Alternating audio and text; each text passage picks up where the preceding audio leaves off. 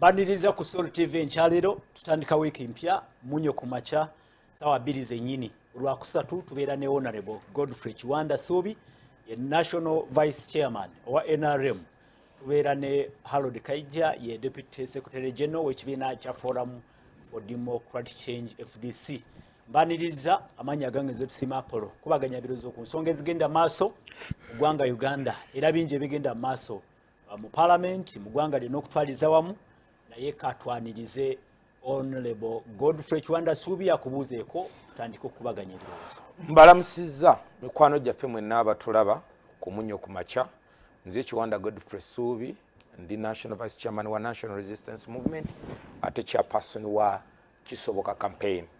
Njagala okubalamusaako n'okubasaasirako mwenna afunye ebizibu ebyenjawulo ate era n'okusanyukira wamu nammwe oba oli awo Katonda batuusiza ku buwanguzi obw'enjawulo wiiki eno wakati waayo. Tuli lunaku lwaleero lunaku lwakusatu era twesiimye nnyo okuba nti tuli wano ate era nti TV eno etuwadde omukisa okwogerako eri mmwe bannayuganda. Ntya nnyo okutandika nammwe abakwano bange abali mu nnimiro. Jjo nabadde kyekumbya nabadde kiboga nabalabye enkuba etonnya n'ebitundu ebyenjawulo. Twagala okukozesa omukisa guno okuba ntusimba emmere. Ku mulundi guno Apollo sikyagamba abantu kusimba mmere yakulya mubafiseeko ey'okutunda. Kati mbaga abafuna emmere ey'okutunda bafiseeko ey'okulya. Okay. You know, you cannot tell me nti olima yakulya olyoka ofise ey'okutunda.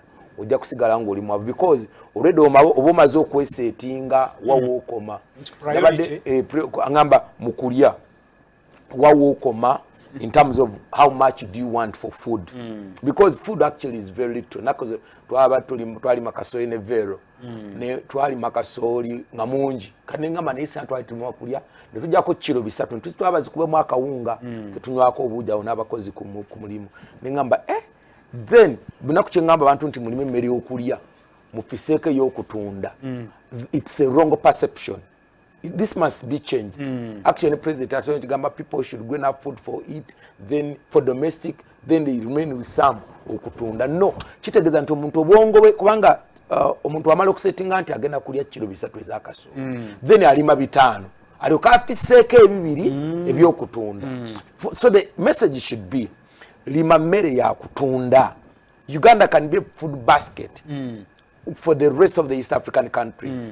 Fefe nyini n'abalala bali mu kibuga abatajja waffe mu kyalo. So the message gye njagala obawalira omunyo ku makya basebo ne bannyabo ng'okutta enkumbi ng'olina ekintu ky'olowooza okukola kola ekintu ng'okola kyakutunda olyoka ofikiseeko ekitone ennyo ky'ogenda okulya ggwe ne famire yo. Kale message nungi okuva mu Kisoboka campaign. Harold Kaija buza batulaba. Njagala okutwala omukisa guno okulamusa mikwano gyaffe mwenna bwe tuli mu buwambe batava ku show eno tubadde tubulanyeemu naye nga nyina ebadde bintawaanya challenges ennaku zino mpitirivu okufiirwa kukola ki naye nga gye tuli njagala okubebaza emirimu njagala okusaasira bwenna abafunye ebizibu jo nyina we nabadde nendaba TV emu nendabako eggulire lyadde lya masomero ga UPE.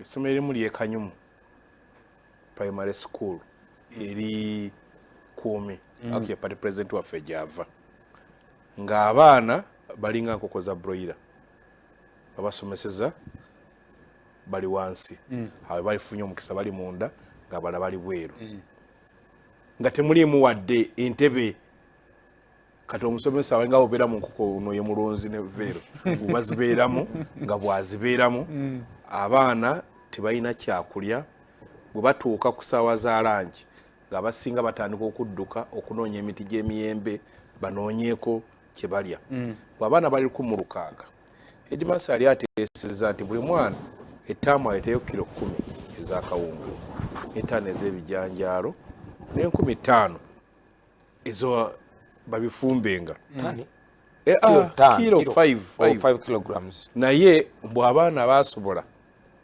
okukola ekintu ekyo bali abaana 15 ku 1,600 ne bali comparinga n'eddala liri Bukomero Church of Uganda. Bukomero tali mu kibuga Huwa ne Wakiso Abukomero kiri kibuga Church of Uganda.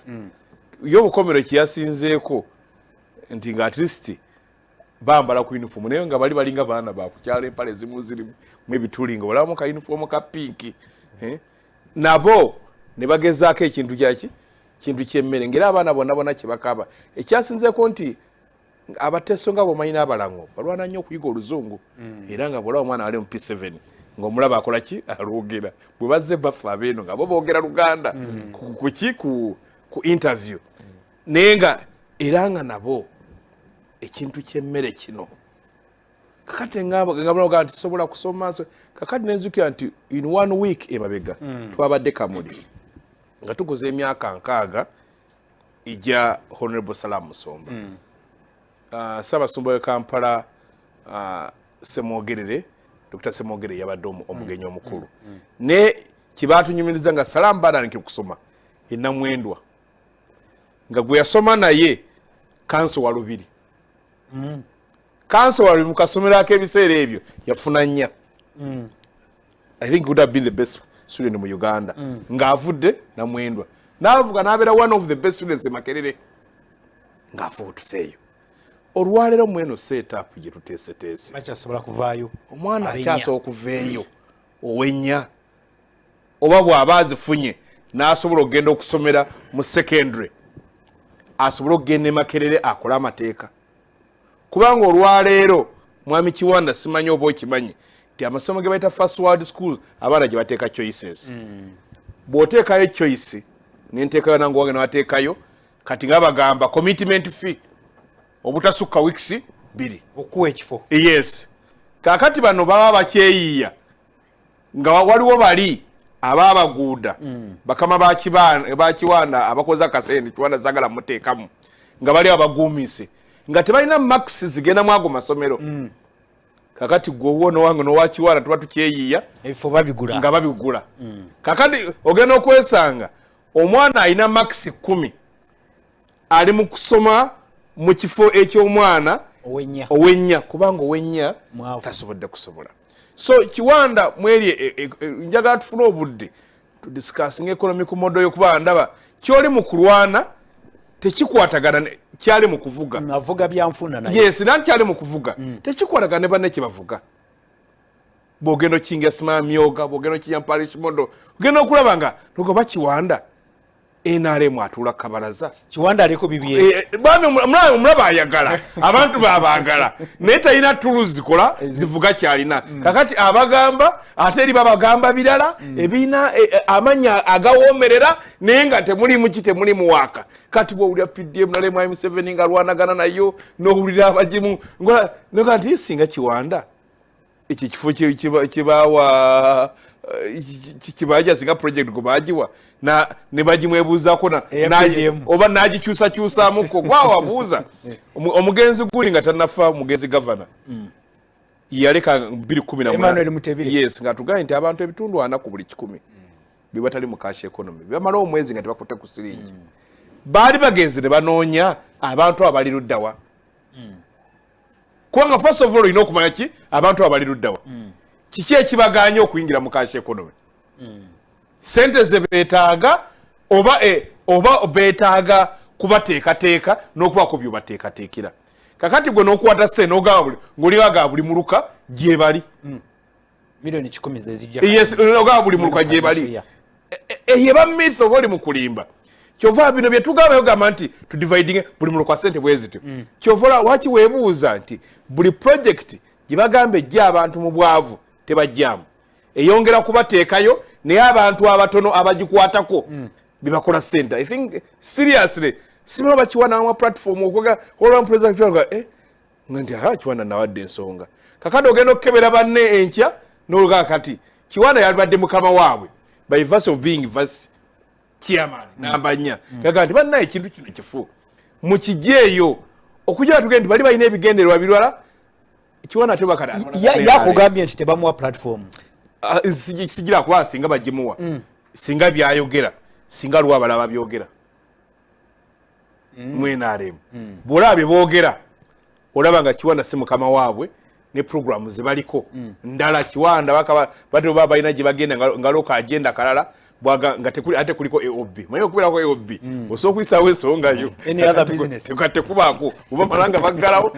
kali Kiwanda nga ajja kusauti nga abakola kinga bavugira ensonga ndoza Kaija kyoyogerako wakyaliwo ebitana n'obuntu bubiri obulala wakyaliwo ebitana bakutegeera yes obuneewunyisiza Uganda eyawamu Uganda egenda kukyasiza emaze emyaka engaga plus teyina kisaawe mwesobola kukyasiza timu tugenda Egypt tugenda kukyaliza Egypt Emisiri Uganda gyogamba yali badde ogamba nti wakiri buli region waliwo ekisaawe ekiri ku standard gyoso kukyasiza twineage gitwogerako eyo gundi yo dakivubo juzi batulima mu bya milioni 2 ebya dola of course ekifu n'ekisemba yake era nakyo kyanewunyisiza project ya Miss Uganda eri mu ngalo za muntu Miss Uganda yandibadde mutuwalizi mumpozi yalibadde kwalaga tuwalizi ne mugenda kubanga wogisa akadami n'osanga omukazi n'alwana yatuse n'okubaawo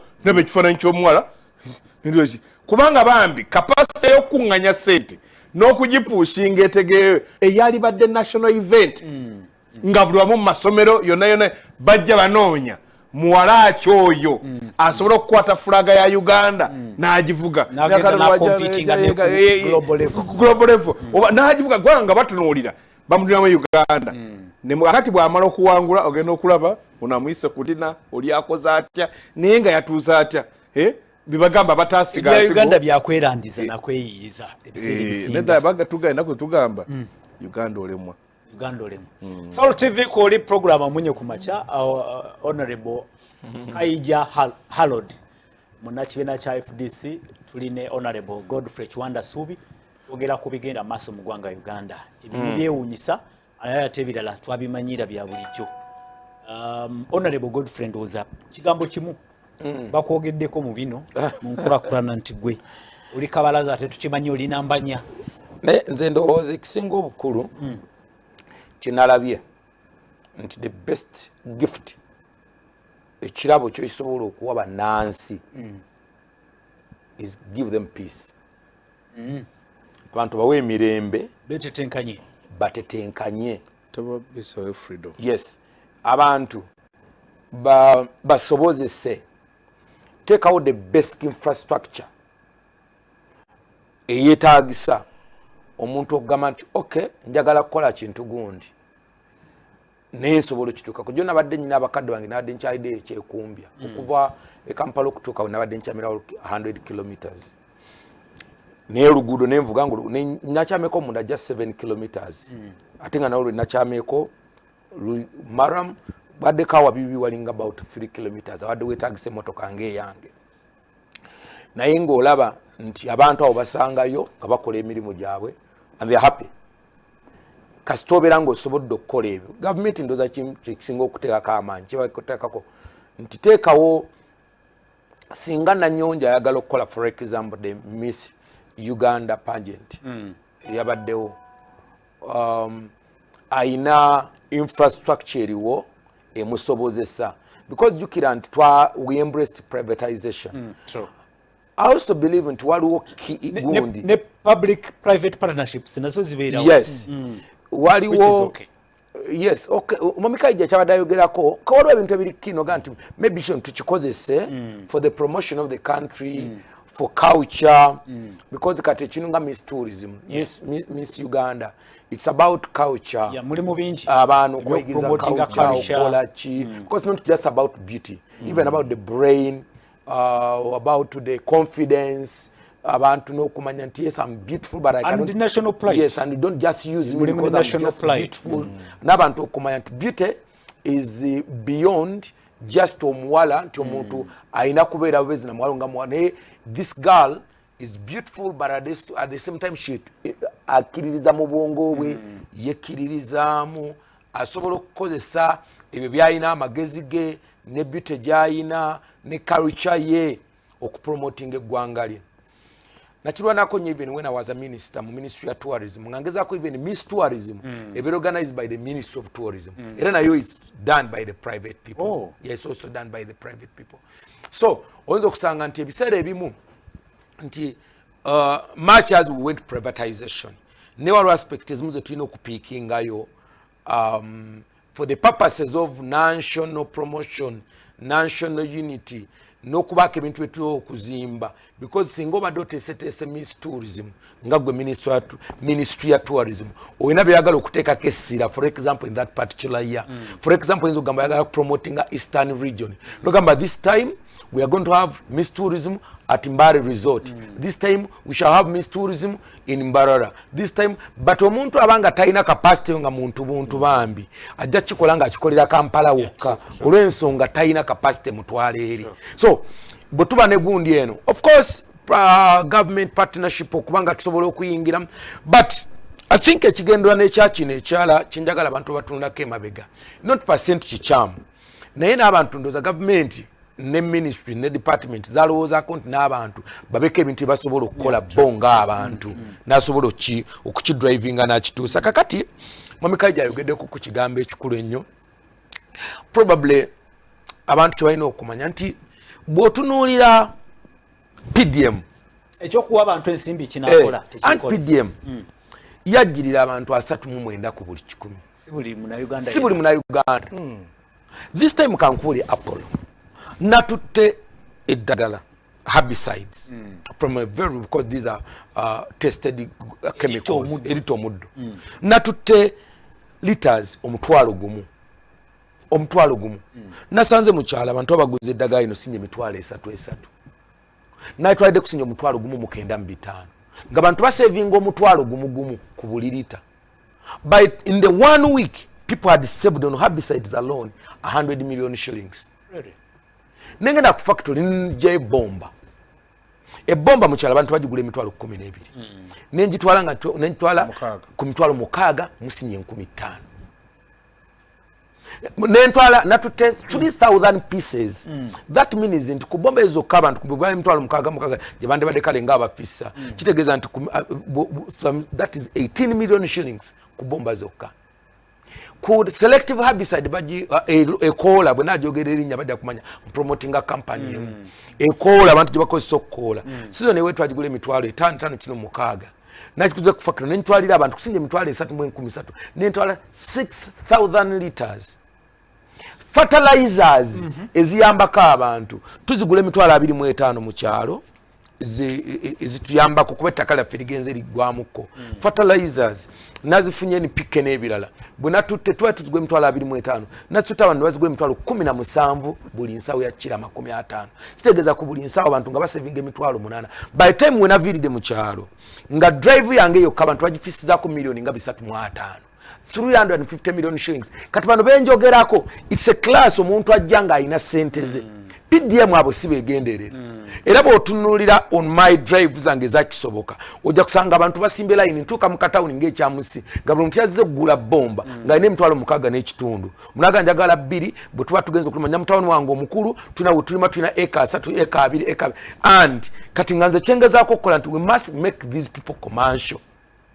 Once they think commercially in August, and because now I want them to add value, mumaze okulima kasooli. In August, ntwala nkoko. How do you use your maize? Now, to make sure that kati mfunye abasubuzi ab'enjawulo besobola nti mwami Sebuma tukolere ekyuma ekikuba enkenga. Mwami Kaija tukolere ekyuma ekikuba that no kyengazako gamu kino. Kyogezako kugamba. Government interventions zaayo zandibadde zangeri ki? Kati nze benjogerako njogera ku 60%. Okay. Nze ndi ku 6 ku buli 10 eri mu money economy but njagala ebeere nga esobola okufunamu kubanga nze kyenzikiririzaamu nti wemba ne Kaija abadde alima eka 5 ez'akasooli nazifunamu kiro nazifuna ensawo 5 ensawo 25 if I can make Kaija nafuna mu eka munafunamu ensawo 25 Kaija definitely ajja kwetaaga abakozi. Okay. Banetaga abakozi I'm solving the problem of unemployment. Interventions ezisinga okukola obulungi mu kulaba okuko kubanga okigezeseza oziraba zeziriwa zizo ziri different nezabakama. Yes, kati intervention esobola okujja toso intervention y'okugabira abantu sente cash cannot work really tekisobola teri gye kyali kikoze intervention y'okugabira omuntu sente ng'omuwa buwi bwoti cash it can only work ng'omuntu oteesewo kye bayita cheap capital ye n'azeewola ye n'agenda n'azinonayo kuba kugaba era nga mu kuzino naye agamba nti within this time ajazizaayo era twakitandikako mu office ya prime minister n'engabira emiruka 6 nabyo kikunyu namutamba emiruka 6 milioni 3 by today emiruka egimu gigenze milioni 45 niye ng'otuuka ne ku boda stage omwana aga nti sente ze najja wa mwami kitandwe mwe nagula pikipiki yo nene kusasula nasasulayo. Honorable, the concept is almost the same. No Lindako abantu bwe bagamba nti mbawadde revolving fund kuba zino zaakuzaayo okitegeera mbawadde revolving fund it's a form of capital kati kankubule nzirese kumiruka I agree negune tulina okubaako bingi bye tukyusaamu because perception is everything mu bintu tebazibawadde buwa yes naye ku bantu abali wano abatuwuliriza singa obadde oteeseeko amasimu oba n'ogenda mu kyalo naku olumu gujja okole intervention nga sort mugende mu kyalo mugende nga mubuuza sente za PDM oziro teri ku bantu 9 ku buli 10 teri alowooza nti bazimuwa zijja kuba zaakuzzaayo perception baga tubawadde wakoze kigambo kuwa yes mwatekamu ebyobufuzi ennaku ezo wadde problem eri ku ekyo nti omuntu watandika okulowooza nti alinda sente za bwereere webitabukiraawo kasatandika okulinda sente ennaku zino abantu abalina okugamba Apollo nti mwatuweeza emyoga nti ze za PDM zijja ddi tulyeko kale tuli ku Soul TV program amunyo kumacha nsonga ezirumu omuntu wa bulijjo zetukoonako era tuli ne Honorable Godfrey Kiwanda Ssuubi Harold Kaija wali tujja kwogera ku bingi olwaleero tujja kutunula ino neno netulabikenga tukuwa ekyo kikugasa mu ngeri eyo tugenda maaso n'okubaganya ebirowoozo Honorable Godfrey Kiwanda Ssuubi wali ozate ne Honorable Kaija Harold naye wali okulabikanga tuongerayo ekintu kino mu maaso Daniel Musamali alikamuli agamba nti kwendinda abira Honorable Godfrey Kiwanda naye nandyagadde okunyumyamuko naye ku nsonga ezakisoboka campaign ojja mufuna obuulyawo ojja kubanga tulaba engeri gye tukwasaganyamu naye mwogere ku nsonga ezo mugende mu maaso musindika obubaka abandyagadde okubaako kye mwogera mu programu eno yita noti 7 noti 1 6 noti 9 noti 6 enamba eyo yefe ya bulijjo yakwogerezaganyamu nga musindika bu message obwa WhatsApp ongere okongera okukwatagana mu nteekateeka eno yennyini abakulu bano mu studio zebanvuga bantwala wala nenandyagadde tukoni ku kyetwalabye olunaku lweggulo mu parliament eteeka eryabadde mu parliament liyina engeri gye lyagase parliament kitali kya bulijjo ekitali kya bulijjo twalabye nga nabo opposition n'abenarem bonna basitukidde mu lumu okulabika nti bayisawo eteeka eryo era etteeka yayise mu nteekateeka eyo tetwogera ku teeka kuba etteeka twaliwadde obudde yajja mu 2009 ne liyita mu 2014 ne tulyogera buli kimu kyonna ndowooza kyatambudde nga bwe tubadde tulowooza naye ekyenjawulo observation eryemubirize nalebe mu teeka eryo abamembers ba parliament ku mulundi guno tewali yasigaddeyo ku teeka lino abamu ne babuuza ati naye ku nsonga endala ezimu abantu bannayuganda lwaki tebavaayo bwe bati nga bwe bavuddeyo ku mulundi guno oba olyawo eno ensonga yabadde ekwata yabakutteko mu ngeri enjawulo simanyi nja kusaba oba basobola okuba nkulu observation kweyo opposition ne NRM bonna bakwatidde wamu ku mulundi guno ku nsonga eza PDM ku nsonga endala eziri mu abantu ababulijjo eza homosexuality nga tebakubutandikira okwo lwaki walabi observation esimanyi oba nawe wagirabye nti opposition ne NRM mwenna mwakoledde wamu tewabadde kwetemamu obaki ku nsonga endala nga temuvaayo tetulaba parliament ng'evaayo mu nteekateeka bwetu nze ndowooza waliwo ensonga eziri political ensonga ezo eziri political era bwemubeera mu parliament buli political party ezibaako ne weziwunzikira yes nga ekibiina kyo for example singa abadde issue nga ya PDM today ensonga ez'enkulaakulana ensonga za corruption yes anti ojja kusanga nga FDC erina version yaayo nti singa mbadde njagala kulaakulanya abantu nandikoze eki so don't expect them okuwa wholesome support kuba nabo bakokasinga the caucus oba kino kyabaddemu emotions aneda ekyo nkijjako kakati naye bw'onootuuka ku nsonga for example education about education policy. Yes. Hano Kaija badde ayogera ku education. Education abaana agamba nti tebalina na kyakulya kusomera ku masomero agamu n'abalala school fees zikola ki naye awo tolabawo cohesion nga gye tulaba. Anti kati lwaki nti Kaija oba omuntu omulala yenna owa party endala ayina ngeri gy'ayagala okulamu education ye singa yabadde mu buyinza yandigitutta atya. Kati engeri gy'ogitwala mu buyinza gy'ogitwala oluusi oyinza okusanga tagikiririzaamu so he becomes reserved. Ensonga eno yebadde tugatta kati eno ensonga ekwataganye na kino you know first of all yakutte ku cultures zaffe ng'abantu yakutte cultures zaffe ffenna ngaba Africa, the Africans. Ate fenna nga tutume parliament yona is full of Africans. Of course, it's an African parliament. It is a Ugandan parliament, which is Uganda is in Africa. So cultures are fair. Nekwata ku dini. Edini zaffe. Nalabe n'abayisiramu bagamba ntufira. Yes. Ng'abantu balina pressure kuva mu dini, balina pressure kuva mu bakulu b'ekika, mu cultural leaders, balina pressures okuva yonna. Even from within their families. Kuba olwaliro omuntu obadde ali then it became emotional. Omuntu atandika okuloza kuteeka ina atandika okulaba ku mwana we. Atandika okulaba omwana we, alaba muwala we, alaba family. So it touched the family virtues. So now, ekigambo kino kya homosexuality nature byonna byetoololerawo kyabadde kikwata ku bantu bonna kyabadde kibakwatako. So chovola abantu all that force yabadde sobola okuvaayo naye sinalaba nnyo minority report ya Fox Odoi giyawadde sagiwuliriza nnyo but ndabe about people when people are criticizing Fox Odoi badge debunking olwa badge debunking on the floor of parliament ne balaga nti oboolyawo yabadde yadde wewuka. Yeah, but parliament, of course, it's a parliament that listens to views. Abantu abenjawo newankubadde ziyinza okuba nga tezikwatagana n'ababaka basinga obungi era baziwuliriza ngamba okay kino abadde agamba kiku kino because nze ndabye parliament eyo nti waliwo ebintu bingi bye tuyisa bwe tutyo even when Bahati's bill yali ku floor that's how we passed it neba doza afterwards bagigobala kuba nti bagamba nti twalina quorum but naye teyali problem yayo teyali ku content ey'ebintu ebyali mu bill eno kakati nze ndowooza n'amaanyi ago ge twalazaawo ng'ababaka ba parliament engeri yokka gye tusobola okulwanyisa such vice engeri yokka gye tusobola okulwanyisa emize gino egifaanana bwe gityo tutandikira waka such mize tosobola girwanyisa bulwanyisa na tteeka etteeka lisobola okubeerawo naye emize gino abantu gye batakolera mu bbanga abantu gye batakolera I think ekisinga obukulu mu kino nti nga president kyayogera luli n'agamba nti of course even the right way of doing nga ffe gye tulowooza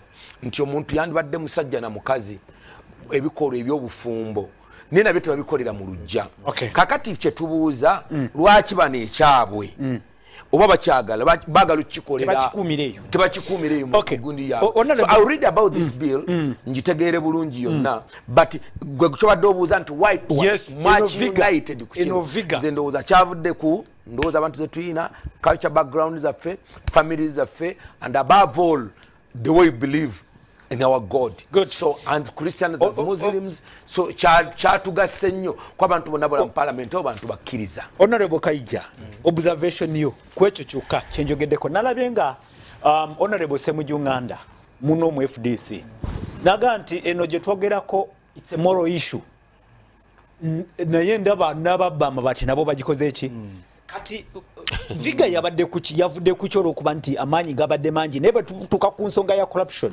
ate ogenda okulaba nga twekiriranye populism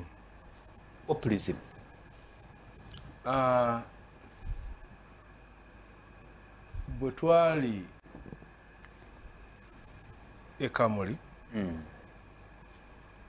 ekibishop yagenda abuuza abaana betegeeze n'abuuza yakusoma ki kubeera munaddiini kubeera looya kubeera inginiya kubeera ki naga ati yawudde yagambwa akusoma kubeera mubbi. Obubbi babusoma. Anti osoma naga nzi kinjagala mukwano gwange yandeetirako omwana kumukansolinga omwana tayagala kusoma nemwana kikyayagala okubeera nga ayagala kubeera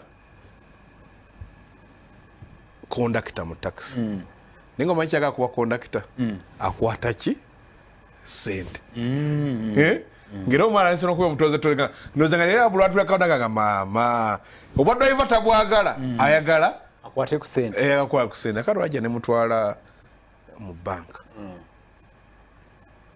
agenda okulaba nga ate ziri empitirivu nga ate baamataayi nga singa nange. That's how I counsel because I do counseling. Twavayo omwana ngwangu yanolaga nti mutabani wasoma okufa uti era jjojo muzo omutwale muki mu banka ne mugamba pale ngatumya bwate embeera nganti kati abusebo tebasagira mu kusoma basoma ne batuuka ddala ki ng'azira baki bajja nazino mpitirivu kale agenda okulaba kwa kondakita nga wa nasale ngalabe ki abuswazi. yes Ziga yabadde populism yabadde driven by populism. Yes nange banjagale nange bakole ki waliwo abalala babeera driven by money omaye ebintu ebibeera mu ki projects zibeera mu sente abazikola ki kaki nage biki ebireetera ebintu ebyo okutambula mu nsi zonna naddala kati nga mu Africa bwavu bw'oba oyagala by'otayagala genda ku kikolo kyeki kireeta abantu bayingize mu economy. Mbadde gaabo twali mu kusaba ogusalaamu naga ekintu kyasinga okwaga kyatejjusa kubeeramu nange politics naga nkyagala nnyo kirungi nnyo is the best thing. Salamu Musumba Irina saka akawairo ti politics mulungi nikyenyinza kato kunyonya ne mu ndowooza yange singa oba oyina amagezi omutima ogwagala abantu kwa politics akuwa omukisa nti mu lunaku lumu osobola okuyisa polisi nekyusobola mu bw'abantu olunaku olwo n'okiyisa noga kino lino lyekkubo balikwani kibakola naye se ndazula kubanga olwatosobola kubeera na ggwanga nga buli gw'osanga atali kumpi na gavumenti ng'alowooza obuwanguzi bwe kulinnya nnyonyi agenda akolera ebweru nga yewala omukisa gwe atali kumpi na gavumenti ojja genda okukozesa ne baganda ba Kiwanda n'abaana ba Kiwanda kale okuba takyali wali bufumbiro naye ddali tonyama engenda nfune Canada embere Canada nga tagenda Canada akola omulimu diguri Kiwanda gya musomeseza wano agenda akola ejeyo kubanga agiraba abagikoze bazimbye wano ennyumba ennungi bakoze batya kakati a vote of no confidence bwebanga abantu bo eggwanga lyabwe balaba mu kifaananyi tebaliimu neno suffocation ey'okulowooza nga kibadde mu PDM lwaki ogamba chairman w'NRM abeereko lwaki togambye nti ebibiina ebiri mu parliament bwe biba abakulembeze ku Paris bikole ki bakyamana babeerewo naye ogambye waki w'NRM kyova olaba oli alowooza ekintu kyaki kyaffe era kyova olaba likelihood y'okusasula ntono bamanyi nti nabo kyabwe balya mu kintu kyabwe kuba kati waliwo issue nebajayinga mwaye Museveni bamuyise mu parliament okwogera ku PDM yeyeyise yeyasaba yeyasaba no kati ankubuulire genda maaso neyeyasaba teyasaba genda maaso genda oyogende banno aba MP kuba si kyange si kulowooza kwange bamuyita mbu ajje ayogere ku PDM ono amanyi process za parliament basindika ababaka ba parliament ogenda okukola audit plan yali yeyona genda maaso okukola audit ku PDM ne bafukola report zaabwe zaite kuba process nti zina okujja kufula parliament bafune ebirowoozo ebyawamu babiwereze mu executive ejewe response eyo process ayite natuuka ne babeera miscarriage nze nalirowoozezza nti parliament yali olwokubanga tulowooza yali badde summary ey'abagezi baffe abatusinga amagezi fe abatalina nnyo magezi tubeera eno ffe tubeere eno ntwogere eno abagezi baffe kurimu ya Uganda nga weetudde ng'ebintu tebitunuulira ku symptom ebitunuulira ku cause kakati bwe tunuulira cause lega ntangira ntya cause eno ntangira ntya ki ekireeta kino kakati nkigema ntya kuba bw'ogemera eno eri ojja kufuna kyoyagala lwaki bannansi baagala nnyo okukoppa ebintu ebirala lwaki bannansi baagala nnyo okubeera ng'abalala lwaki abachina basigalaga bachina bola firimu zaabwe za kichina bya za bachina bana abakazi bannaffe bano ba Aida balaba busopo obwabaki babayita baki ba Philippine tobalanga olaba kaliki ya Philippine aba Nigeria nobalaba nga balwana ne bomulaba nga ayambadde n'oluzungu basala okukola modo ey'oluzungu olwabo era bw'omuli omumuli nga muki ekibayita okwezimba kiva kuki kwekkiririzaamu okulowooza mbu eggwanga namwe lisobola bakola ki naye akati ffe twagala kufaanana balala buli kijja kyo ate yes ne bwotuna firimu ekina Uganda oja dakika 2 bagenze mu luzungu ng'ate hafu anyumya Luganda naye nga ne lifestyle gyalimu si yakina Uganda nga toyinza kulaba firimu eyo populism. Yes. Ogambye nti yebadde mabega wa okwegatta kuno kwe twalabye ne viga gye tulabye mabega mu parliament. It's one of the financial benefits. Okay. Omulala agamba nti Kabagambe Johnson from Mbuya Barracks. I think that's the solidarity we need as Ugandans, and I give MPs credit. Thanks for the show.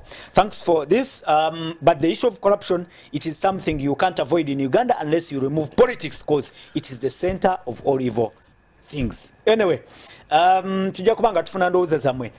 Honorable Godfrey Kiwanda. Nchali ku nsonga ya Honorable Semujunganda. Yagambye nti if it is an issue of morality or morals, lwaki tetulabanga bano kijja kitya nti n'abaama bati nabo bayingidde mu parliament mu nsonga eno nabo benyigiddemu ku ntegekero. Banoonya ki wano bwe tubanga tukulembeza morals? We are fighting for our morals and values. N'ababbi bati nabo wano bajja batya okubanga bali mufe. I'm still looking at Viga yabadde wano lwaki ku nsonga ezigasa bannayuganda lwaki ku nsonga ezinyiga bannayuganda ezinyigira omuntu wa wansi tetulaba eno cohesion. Ngera bwe nabadde nkugamba mu submission yange yasoose nti goyinza okulowooza ekinyiga bannayuganda okusinziira ku gwe wooyimiridde. Kusinza galubindi zoyambadde ate ng'omuntu ajja kikunyula agambe nti okusinza nze kubanga bwenkiraba kino kyandibadde tekinyigiriza. Kyovola n'etteeka la Uganda ligamba nti omutaba na musango okuggyako ng'ekkooti emaze oggulumuluumirizaako oba nga amaze okukkiriza. Kakati Mwami Ssemujju kyebadde agamba ekyamabaati abamabaati abaaki, I think it was just comedy. Really? Yes, kubanga bayitiddwa they are summoned. If it is morals, yes, zetwagala moral values zetwagala okupholding. Yes. Then corruption, omuntu ateeberezebwa okuba nti yabba teyandibadde atenganya. Ate okuteeberezebwa okuteeberezebwa nekwatibwa nabyo tekikutekako immediately musango. So okuteeberezebwa kubanga nze ne mu issue y'amabatu akuba nti ebiseera bimwe gera neekomawo kosa ekyaliko nze ndowooza nti ebintu bino byetaaga muno byokukyetegereza kubanga kati nze ne Kaija tuli bakulembeze bapatizi zaffe. If today oba kale katugambe Kaija ali mu parliament and ne bamukubiriza mugamba kati mwami Kaija nti tuyina program bweti eyina okuyambako ku baana abali ku streets za Kampala. Probably there is an organization oba tuyina program etambula bweti ti twagala kuyambako gwenga MP wa Kampala Central ti twagala kuyamba ku baana bano bwetu ti. Kaija would definitely go in the office of the Prime Minister and pick the items ezeetaagisa. Naye afterwards nagamba nti Kaija items wajjeeyo tezabadde za Kampala Central, zabadde za Mbalala municipality. Kati ku dakiika eyo nze nga Kaija gwe wayise n'ojja n'ompa ebintu bino mba sirina musango because okubimpa twabimpadde mu bubba. I even signed a document nga nfuluma. Ne signing a document into tutte ebintu bino. So that means nti gwe nga storekeeper, gwe nga docket holder, you are liable. Sinze. Because inzi go kiteekako, it's beyond me. It is because okkirizibwa buli naku ekyo kikola. Olwokuba okikoze katubanga okikoze n'okikola obi, then you are liable. So sinze, so tuyinza okwejikiza, yes, mu bantu bana babbi b'amabaati mulimu abakyamu babbi ddala, ne muli abali victim of circumstances. Waliwo omuntu omu yadangama n'okungama naga nti olaba minisita ow'amabaati owa Karamojja yamanya nti investigation etandise, ate waliwo obuzibu obadekera bonogenda okumira date kanagamba tajja kifiiramu yekka, kakubire gundi nti bwe kinaatuuka okwabika kyabikire mu bantu bangi.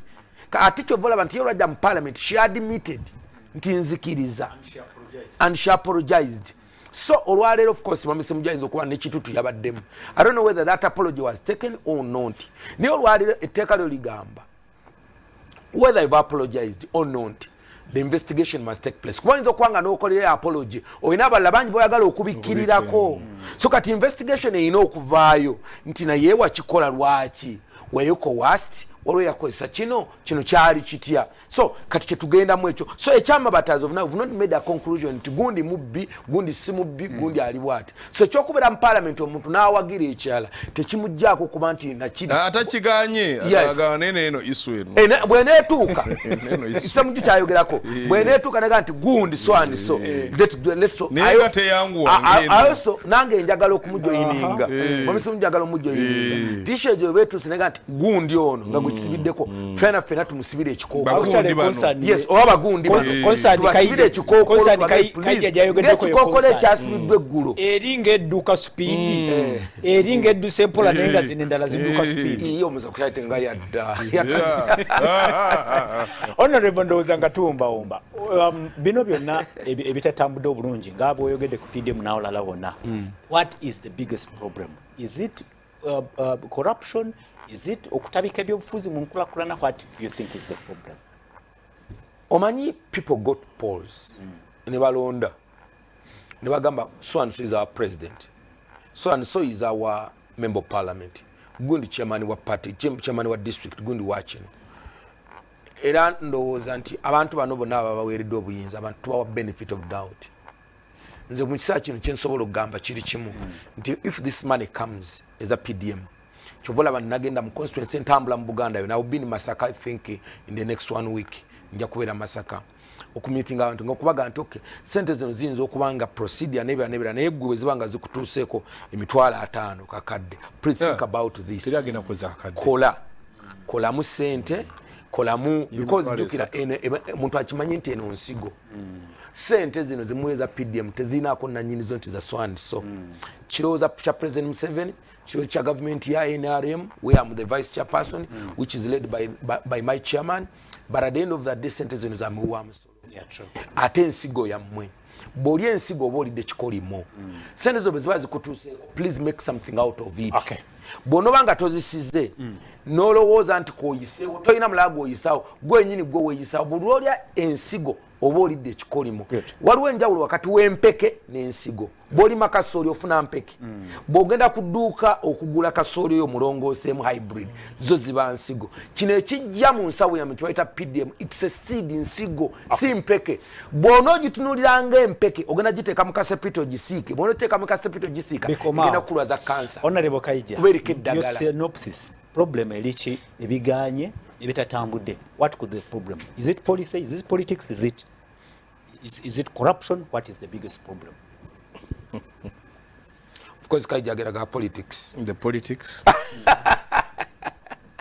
Ye politics determining policy.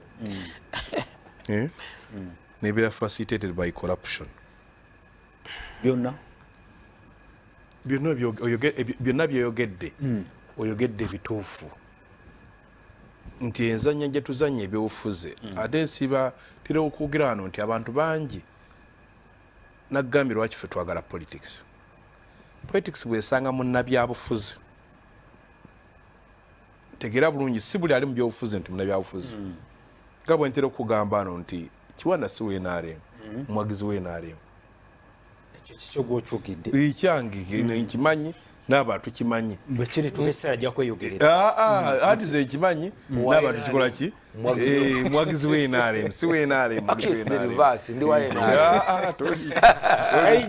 abawagizi bagiryamu obuli toli bami kyova olaba alina ebirowoozo ebirungi bamulimba nti namba nnya nena katolaga nti bammeka kakati angene mbasinkana eri wansi banaye bwe banakozesa obusente obwo ekifo ky'okutuuka eno gye ziva kati bannange ekintu kino tusooke tuyimirizeemukko oterezewo ekizibu kya Uganda ekizibu kya Uganda bbula ly'abakulembeze abantu bangi abali mu gundi abali mu byobufuzi nga bagendayo bo kwenunula ng'abantu ekintu omukulembeze kyalina okubeera nakyo alina okuba nekibayita obuntu ng'alina n'endowooza gye tuyita eya bulungi bwansi omukulembeze presupposes nti tugenda mu bukulembeze sinze mbeere bulungi nga gawale n'abaana nga beere bulungi nti nkole eggwanga ffenna tubeere bulungi twali nga abato bakubanga engoma saagala agalamidde nga tugenda okukola bulungi bwansi nga nabo badogamba mbu oluzi si kwekima amazzi bagafera tugende tulukole lwegabulewo atadduka n'ogendayo ne bagamba tukole ekkubo ngera baganze siina mmotoka nti lonaagula emmotoka nti n'okola ekintu nga kisukka ku ggwe naye kati olwaleero abantu bakozesa ebyobufuzi okusalira amagezi ebizibu byabwe atalina moroka agifune atalina red passport agifune atalina business agifune atayagala kuba musolo alemegguwa abaana ebo babeere kyovula bwesanga bo beewa ne sente ez'okuziika beeba ne medical insurance nga buli omu alubi so n'olwekyo nti twetaaga okutandika abantu kampeegi twetaaga Kiwanda okukolako kwe kutandika okusomesa abantu balonda batya abakulembeze abanaagendayo naye abakulanga abakulembeze bali abedda badoko nekyena abaleeta enfuuta bansibirwa abagaba ettaka ly'Emakerere ne baleeta amasannyalaze ng'akola ekintu ye ng'omuntu nga tanoonya wagenda kifunnamu tweyanze galaba Soul TV program omunyo ku makya tujja kuba tukomawo lwakusatu olujja ne Honorable Godfrey Kiwanda Ssuubi ne Honorable Harold Kaija katukwagaliza olunaku olungi ensonga oziwulidde kola kyosobola okukola oba kyoteekwa okukola ate ebirala ndabyo ndowooza bijja kwekola bwe tubanga buli omu akoze ekyateekeddwa okukola musibe bulungi era mweraba